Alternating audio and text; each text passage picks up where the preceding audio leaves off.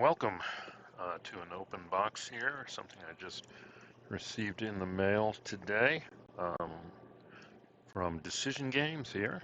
It's volume one of their Battles in the East series. Combination of all the best of their East Front stuff going all the way back to SPI, from what I understand. Got two battles or scenarios: Bagration stopped, Warsaw 1944, and Sandomierz offensive. On the Vistula bridgehead, designer Anthony Burkett. So apologize for the glare. It's a glossy box. It's a nice box. Um, and there is a volume 2 out there too. But let's go ahead and take a look at this one. Recently came out, at least. Here we go. And hopefully you can see this beyond the glare. Um, System rules are an evolution of the SPI Classic Panzer Group Guderian Army Group South and Cobra classic SPI games. Unit integrity bonuses include Soviet core, Soviet cohesion, combat support, etc. While the series rules allow players to play many games with the same core rules, the scenario rules add unique situational elements to each battle.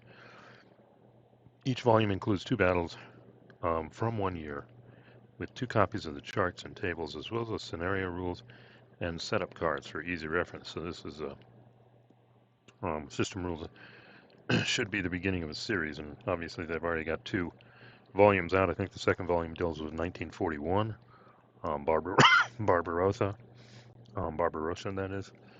Let's see what they got here. Now, here's the interesting thing, especially, well, I guess, for Decision Games. It's a mounted map board, and it's 2-sided. So we're looking forward to popping the cover here and seeing what that looks like. 440 die-cut 5/8 inch counters, bigger than normal here. System rules are 16-page, which seems to be Decision Games or their magazine games, also standard length. Then they got system charts, rules, scenario cards. So it seems the scenario rules are just on one card. So that's not too much there. Here's the battle summaries here. Bagration stopped. Army Group Center has been destroyed. The Russians are going for Warsaw, but they are unaware of a newly constituted 4th SS Panzer Corps. So it looks like both sides are going to be offense-defense. Vistula Bridgehead, Ukraine. More concerning was there was a gap between 1st Panzer and 4th Panzer armies. They were going after southern Poland. Wehrmacht fought to fight a delaying action. First Youth of King Tigers. Interesting. Okay. And then we come over here, and it looks like players are 2, but solitaire seems to be high. Playing time 2 to 4 hours. Map scale 3 to 5 miles. Regiment division, I guess would be the Germans are regiments, the Russians or Soviets are division. Medium complexity. Okay, so this looks like I would call it a good bread and butter war game here. You know, if it's pulling on those old systems from the past. So let's open this up here. Nice tight box here. I think I'm capable of opening it. There we go. All right, let's put that off to the side. Let's see. A die, one white die, and then some bags for counter storage. Nice. And then, of course, here are the system rules, and I assume this is for every game in the system. So, again, sequence of play. We're going to look at this in a second. I just want to get stuff out. Yeah, 14, actually, 14 and a half pages of rules. They don't look like optional. We'll take a look at that in a second. Well, let's get out the other stuff here. Here we've got the counters. Nice. They're big, and they seem okay. There's that. So let me get everything out of here, and then we'll come back and review stuff here. Oh, here are the map boards, too. And they're following that practice other game manufacturers have done of Putting it in a Ziploc bag here. Okay, so let's take a look at these things one by one. I think I'll start with the system rules here. Take a quick look. I've already been on either the Decision Games site. You can get the latest version. They've posted a PDF. But here they are: game equipment, how to win, sequence of play, reinforcements, supply, zones of control, movement, stacking, combat, and then some various sundry other things. All right, game mechanics: evolution of Army Group South and Panzer Group Guderian and Cobra. May pull those out again now after this. Important rules in red. So we've got a map, two-sided mounted. That's interesting. That's different. HQ units. Soviets are primarily divisions and corps, with a few brigades. Germans. Okay, our regimental, it should be. Okay. In the early war battles, some Soviet divisions untried. All units have a historical designation, and it's attack, defense, movement. Well, nothing out of the ordinary there. Division ID. Yeah, and then they color code the blue attack strength in a white box indicates 1R armor. And a white box means an anti-tank combat of 1L. And a box movement allowance indicates the unit can move mech move. Okay, so we got some indicators there. So it looks like armor panzer combat shift. That's a defensive shift, and then boxed here if they're mech move. HQ front, unit size, supply level, general supply. Okay, oh, attack supply, general supply. So apparently to attack, you've got to allocate for that. Is your standard NATO designations here. Air support markers, we got leaders, game turn, out of supply. Yeah, Soviet Rifle Division, German Infantry. These are the series rules, so I'm not quite sure if we're looking at counters for this specific one here. Headquarters, specialized units, air support, leaders. Yep, and nice. Well, if you haven't had this memorized already, there are the unit sizes, how to win, how to set up the game, sequence of play, weather, and then air support, and then the first player, reinforcement, supply, initial movement combat, mech move, and then air, we're returning some stuff, and game turn. So pretty standard. Supply is checked at the beginning of the turn, and then I guess you can move, combat, mech. All armor motorized with that box. Only question is, can I move if I start in a ZOC? Just kind of falling back to my SCS stuff here. Reinforcements, railroad entry, overstacking. Now here we got supply, line of supply. Free of enemy units and EZOCs, and can be any length. Nice. Friendly units negate EZOCs. That's pretty standard. Can't go through sea. Major river unless there's a road, railroad. All German combat units have general supply if they can trace to a supply source. Must trace to their corresponding HQ for combat attack supply. To their corresponding. Okay, all Soviet combat units must first trace line of supply to their HQ, and then the HQ traces to the supply. Maximum of 6 independent units may trace line of supply to a single HQ per turn. Okay, so supply is something to work out. General, attack, and out of supply. 3 levels of supply. Supply effects. Attack supply full MA, general supply full MA, out of supply 1/2. Nice, okay. Mech move is 1/2. 1/4 general, none. Overrun can only do with attack supply. Gonna have to work that out here. Defensive strength is full normally, except 1/2. Attack strength is full unless you're in general supply, 1/2. Okay, so gotta figure out how to do that. And then we got combat support shifts and DCI shifts. Out of supply effects, general supply, attack supply. So they're summarizing this table here. That's handy. We'll see if it's on the table chart. Zones and control standard 6, it looks like. Units must stop when they enter an EZOC. Unless doing an overrun, there is no additional MP cost to enter. Units may leave an EZOC hex only by overrun, disengagement, retreat, or advance after combat. So the EZOCs are sticky. I mean, that's my term for it. Locking, whatever you want to call it. Units may leave an EZOC during combat by virtue of retreat. Okay, that's interesting. So that's a big one with ZOC. Kind of sticks you there. And we got movement. And once you move in ZOC, you're kind of stuck. The question now is, are you required to have combat if you're in EZOC? Mechanized units, and then they go into how to do an overrun with some examples. 1 MP, 1 MP, and then clear +2 for overrun, 3 MP. Total to units, half for overrun, 6 to 3, 2 to 1, shifted 1R for armor, 2R for, I'll have to figure out what DCI is later. Final odds 5 to 1, 5 or 6 the advance, okay. And then we have a Russian overrun. Unit can only leave an EZOC hex voluntarily by disengagement. Okay, here's a process. Disengagement costs +2 MP.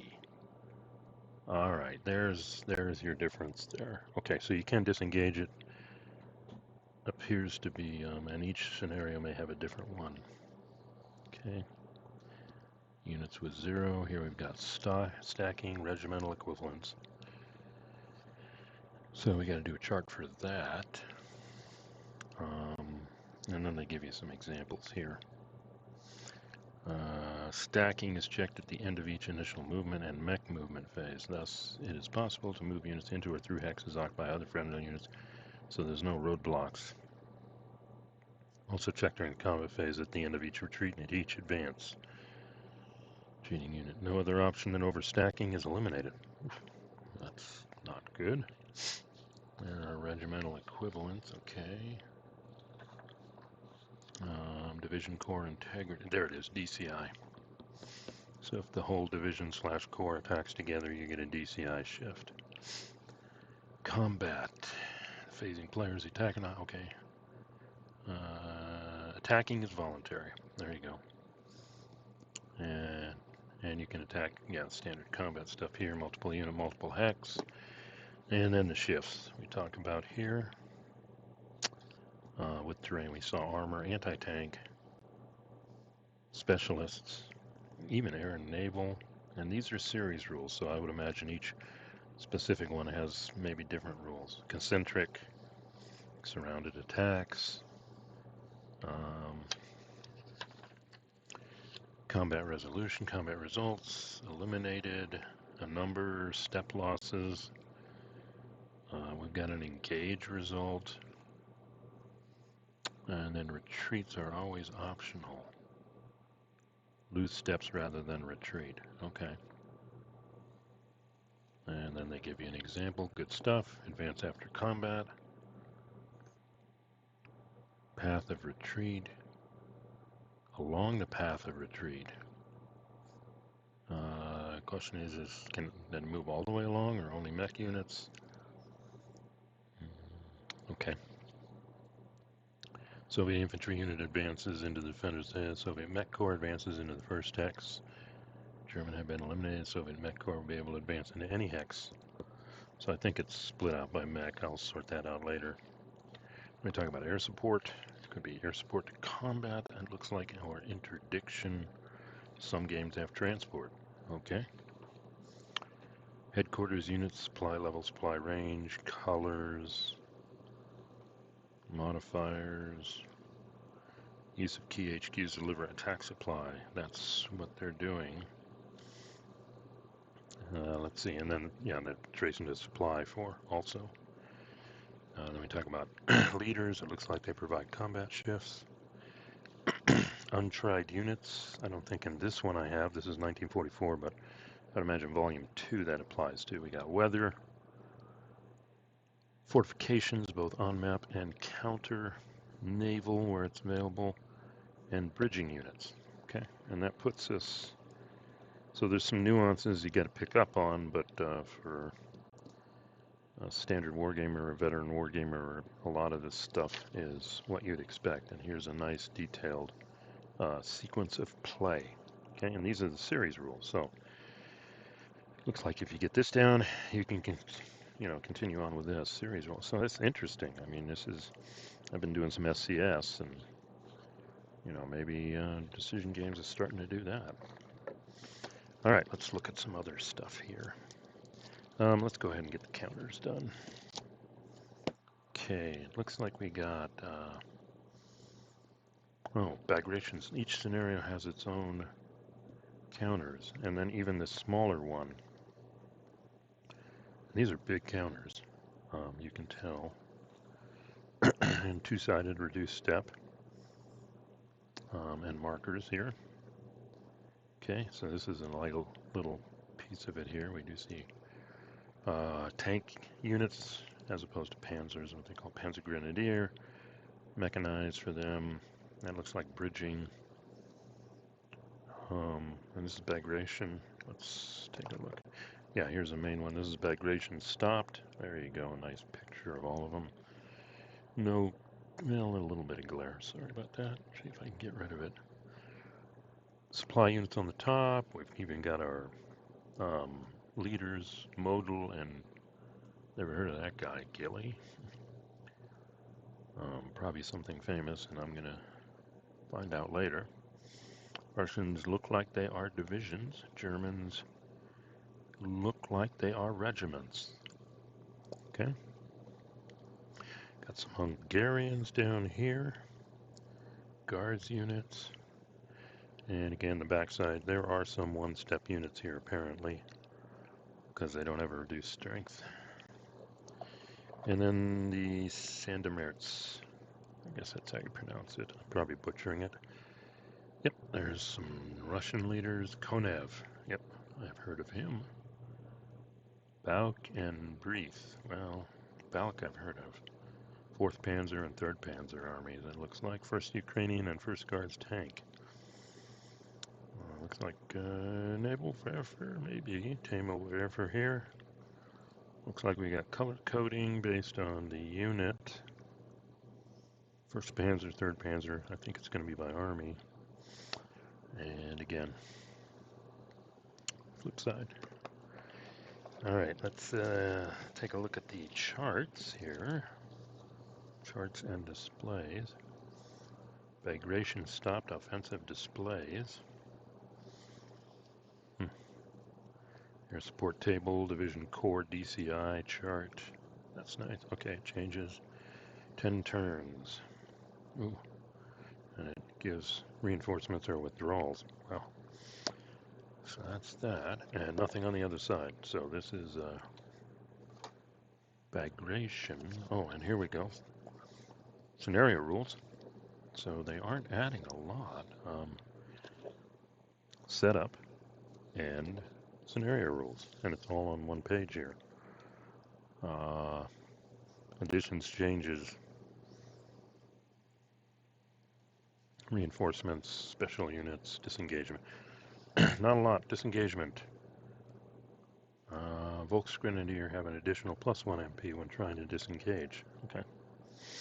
And then we got setup on the other side. And, oh, there's 2. So apparently one for each player. They're identical. And then we go to the Sandomierz, and I would imagine... Oh, nice. Well, I don't see that chart we had. That's interesting. I guess... Okay, this display is for both scenarios. Okay. Each has 10 turns, and then they say these things applies only to this scenario. It looks like these charts are the same for both, so that's standard. Then we have the same thing for Sandomierz, if that's how you pronounce it. Additions, changes. Still just one page, victory conditions, and then the setup. Yep, pretty good. And we got 2 of those, and then we have the CRT. Shift summary, pretty handy there. Explanation. Yeah, I don't see an R result there. So, I guess I'll have to look at the rules to see. Yeah, the results are just attacker, defender, step loss, or retreat. Okay, there we go. So yeah, if I got some horrible 2 result, I could say 1 step loss and 1 hex retreat, or 2 hexes retreat, or 2 step losses. E, they're eliminated though, and mech units first in the defender's hex and then may advance into an adjacent empty hex. The attacker may advance up to the number of hexes retreated, and doesn't specify which. We got a split result. Remain. If the defender vacates the hex, the attacker may advance after combat. Okay. So you can get a combo, and engage means they just sit there. Oh, 1 mandatory step loss, though, and remain in place. No retreat allowed. Okay. So you got some stuff there. Let's see what's on the other side. There's the TEC, terrain effects chart. Movement point cost, defense. It's all in column shifts here. Does not look like we're multiplying our defensive factors. And then effect on supply. And there's that supply effects chart again that we saw. So, yeah, standard war game stuff here. And then let's look at this double-sided mounted map board. What are we doing for time? 21. Okay, that's not bad. I have a feeling this is so tight I'm going to end up destroying this bag. But let's see. Maybe I should have done this ahead of time. Come on, you can do it. You can do it. There we go. Ooh, nice. Nice. I mean, it's got an interesting texture here. Yeah, good modern standard graphics, I'd call it. I'm probably not going to have enough room for this. Okay, it's 2 panels. Let's just look at this one. Oh, there's Warsaw. Okay. So that looks good. And notice if you flip this over,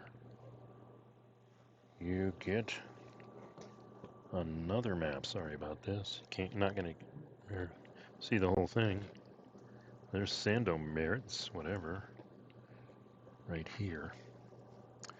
Let's see what information they include for each scenario. Well, we can look at this one. Yeah, clear woods, swamp, rough, mountain, minor river, major, town, city, nice, roads, railroads, front lines, Soviet victory points. Interesting feel to this map. It's good. I'm not complaining. It's just different. Let's see if we can look at the other one.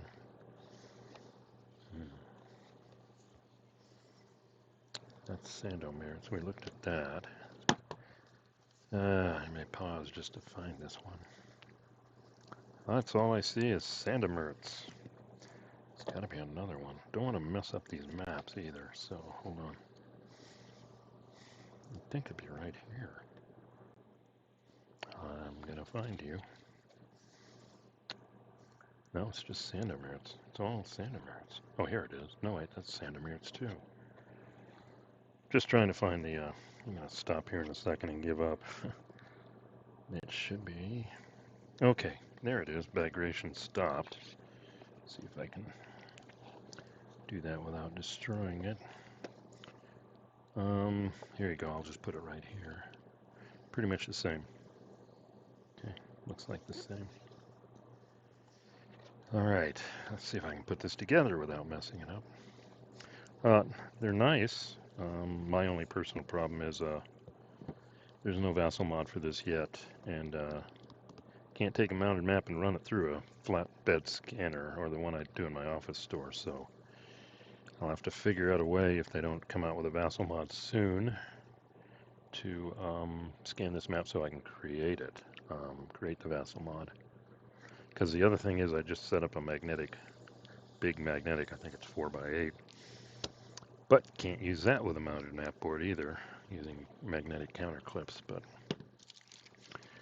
I'll figure it out. I'm hoping somebody on BGG posts a nice graphic of the map and or Decision Games is getting out Vassal mods, but this looks like good stuff. Beginning of a new series. And I've read some stuff on the BGG site, if you haven't, about replayability, variability, etc.